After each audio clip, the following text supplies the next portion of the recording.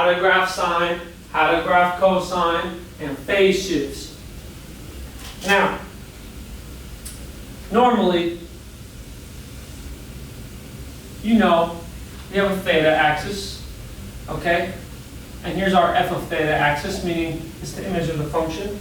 Let's put some special values here. Let's have pi over 2. Let's have pi. Let's have 3 pi over 2. Let's have 2 pi. Okay? Now, let's graph sine and cosine respectively. Alright? Let's graph sine of theta. So, before I do that, we have our 1 here, our negative 1 here, because right now both sine of theta and cosine of theta have amplitude 1. So their range, they have the range is between negative 1 and 1, okay? And their domain is what?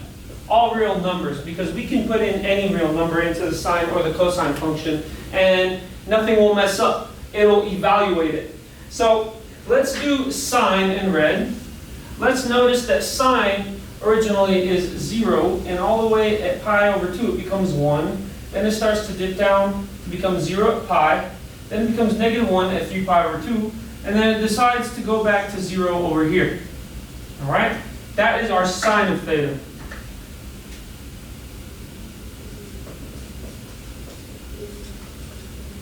Let's graph cosine. Cosine starts off at 1, and it dips below over here. Then it becomes negative 1 at pi. Then it decides to become 0 at 3 pi over 2. And then it assumes a positive value of 1 at 2 pi. Okay? So this is cosine of theta. Alright? I assume you guys know why sine and cosine equal these values at these points. If you watch my video on the unit circle and the sine and cosine of special angles, you'll realize that all I'm doing is I'm taking those points on the unit circle, translating a little bit on the x, and then graphing the output. That's why, for instance, sine is 1 at pi over 2, and cosine is 0 at pi over 2, because on the unit circle, at the top, the y value is 1 and the x value is 0. And sine and cosine represent x and y respectively.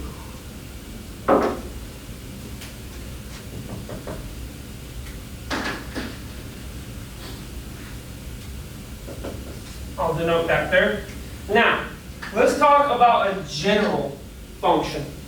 A general sinusoidal function, y of x is equal to a sine of bx minus c plus d.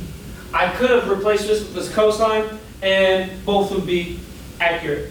Now notice that sine and cosine have a period equaling to 2 pi. What is a period? Well, a period is the distance you must traverse on the x-axis or the theta axis for your value to not only go through one periodic cycle, but for it to repeat. So look at sine. The red goes up, it comes down, and then as it's on its way down and up, that's 1 period, and that's 2 pi. Why not stop here? It crosses the x here.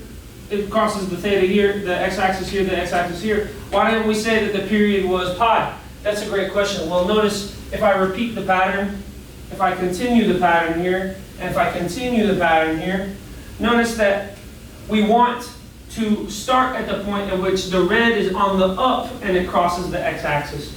Here, the red is on the down when it's crossing the x-axis, so it really doesn't count. We want it to simulate this point right here, and the red of the graph is on the up touching the x-axis. So this one is on the down touching the x-axis, so it doesn't count. So we want to go all the way to where it's on the up crossing the x-axis, and then measure how much is that length. And we measure that to be 2 pi. Similarly, we measure that same thing for pi, for cosine of theta. We get 2 pi as well, because over here, we measure that point right there. And note that if cosine were to get continued, it would look like that, and it would look like that. Okay? So, now we've established that the period is 2 pi for sine and cosine respectively. But the period of, let's say, sine of 2 theta, if this is my, we'll say sine of 2x actually, doesn't really matter, but just to agree with that. If I have y of x is equal to sine of 2x, notice that this no longer has a period 2 pi. Sine of 2x would actually complete 2 periods in the length of which the sine function would. So let's find out what we mean by that. Over here, when we have this in standard form,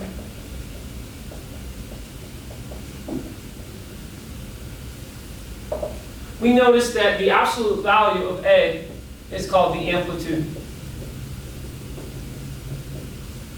Next, we notice that the period is equal to 2 pi over b. And in this case, the period would equal 2 pi over 2, which is equal to pi. So for sine of 2x, the period is pi, and that's half the distance of a 2 pi.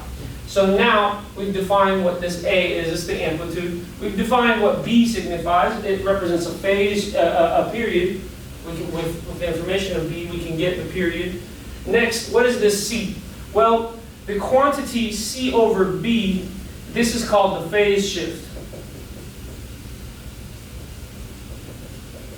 And if your C over B is greater than 0, this implies a horizontal shift to the right.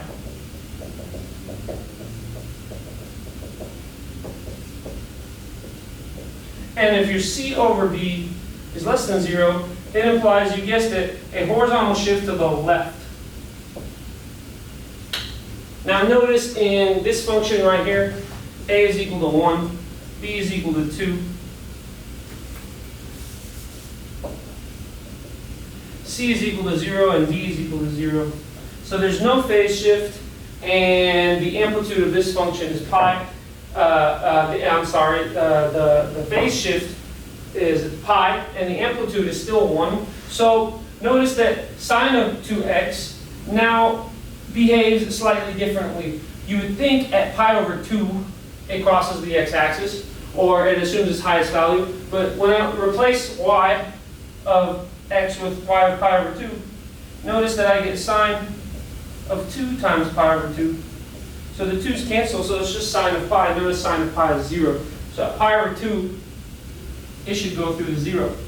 And so sine, and similarly, it will go through 0 here, because 3 pi over 2 times the 2, canceling out the 2, it'll end up with a 3 pi. So notice that sine of 2x will behave similarly. It will peak halfway, go down.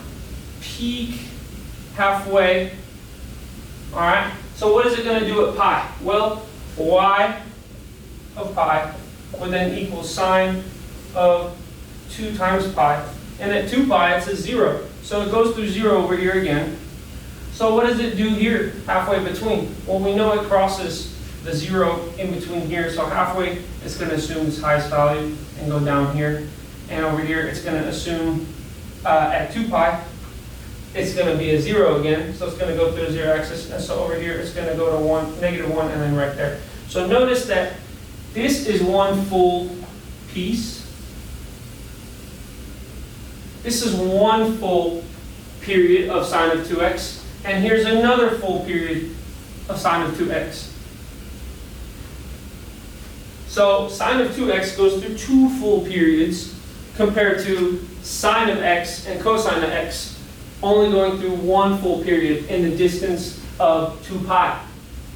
Now, you've seen what modulating this b does in our equation. Now, stay tuned for the next videos to see how the phase shift gets involved and how the vertical shift gets involved.